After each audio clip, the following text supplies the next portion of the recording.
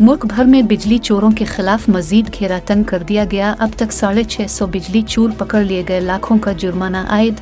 सिर्फ कसूर में 600 जाहिद बिजली चोर पकड़ लिए गए। फैसलाबाद में 57, गुजरावाला में 43 बिजली चोर धर लिए गए।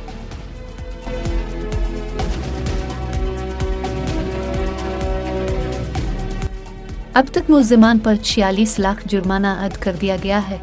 सिर्फ 2 रोज में बिजली चोरों के 106 केस पकड़ी। मुरीद के में जाली ट्रांसफार्मर नस्ब करने पर मुल्जिम को गिरफ्तार कर लिया गया।